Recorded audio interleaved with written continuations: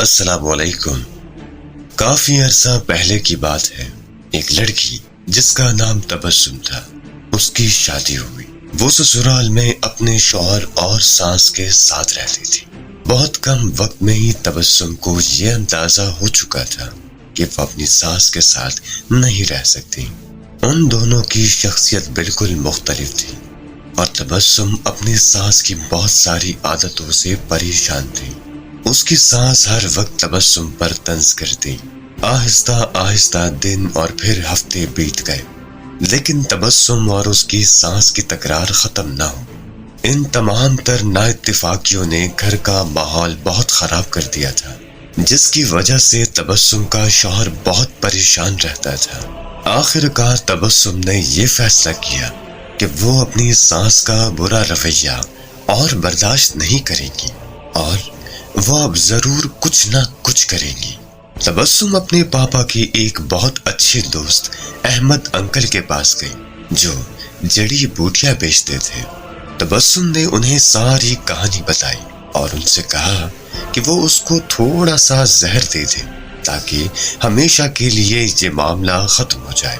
Ahmad uncle نے تھوڑی دیر کے لیے کچھ سوچا اور پھر کہا، تبسم، میں اس مسئلے کو حل کرنے میں تمہاری مدد ضرور کروں گا، لیکن تمہیں ویسا ہی کرنا ہوگا جیسا میں تمہیں کہوں گا۔ تبسم راضی ہو گئی۔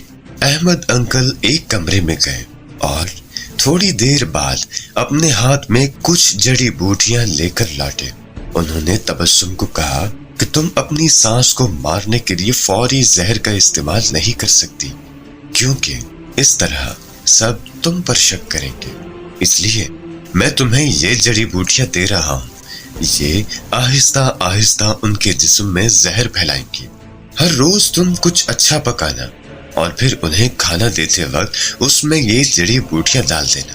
اور ہاں، اگر تم چاہتی ہو کہ کوئی تم پر شک نہ کرے کہ تم نے انہیں مارا ہے، تو تمہیں یہ خیال رکھنا ہوگا کہ تمہارا رویہ ان کے ساتھ بہت دوستانہ ہو، ان سے لڑائی مت کرنا، ہر بات ماننا اور ان کے ساتھ ایک ملکہ کی طرح برتاؤ کرنا۔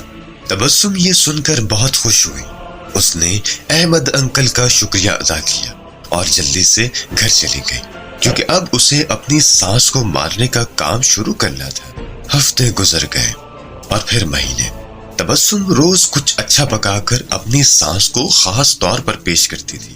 اسے یاد تھا کہ اسے اپنے غصے پر قابو رکھنا ہے اور ان کے ساتھ اپنی ماں جیسا برتاؤ کرنا ہے۔ 6 مہینے گزر گئے۔ گھر کا نقشہ تقریباً بدل چکا تھا۔ تبسم نے کوشش کر کے اپنے غصے پر بھی قابو پانا سیکھ لیا تھا۔ اب اکثر وہ اپنی ساس کی باتوں پر ناراض اور غصہ نہ ہوتی۔ 6 ماہ میں ایک بار بھی اس کا اپنی ساس سے جھگڑا نہیں ہوا تھا اور اب اسے وہ بہت اچھی لگنے لگی تھی اور ان کے ساتھ رہنا بھی آسان لگنے لگا تھا۔ اس کی ساس کا رویہ بھی اس کے ساتھ بہت بدل گیا تھا اور وہ بھی تبسم کو اپنی بیٹیوں کی طرح پیار کرنے لگی تھی۔ وہ اپنے سب ملنے والوں کے درمیان تبسم کی تعریفیں کرتی تھی۔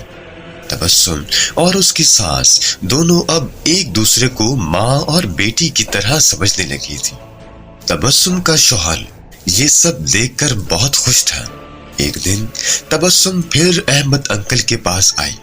ان سے کہنے لگی، آپ مجھے طریقہ بتائیں کہ کیسے میں اپنی سانس کو اس زہر سے بچاؤں جو میں نے انہیں دیا ہے۔ وہ بہت بدل گئی ہیں، میں ان سے بہت پیار کرتی ہوں اور میں نہیں چاہتی کہ وہ زہر کی وجہ سے مر جائے جو میں نے انہیں دیا ہے۔ احمد انکل مسکرائے اور کہنے لگے کہ تمہیں ڈرنے کی ضرورت نہیں، میں نے تمہیں زہر نہیں دیا تھا، بلکہ جو جڑی بوٹیاں میں نے تمہیں دی تھی وہ وٹامن کی تھی۔ زہر صرف تمہارے دماغ میں اور تمہارے رویہ میں تھا۔ اگر ہم رویوں، اخلاق اور سوچ کو درست کر لیں تو کئی پریشانیوں، بدگمانیوں اور اپنے آپ پر یا کسی دوسرے پر ظلم و زیادتی کرنے سے بچ سکتے ہیں۔ بہت شکریہ۔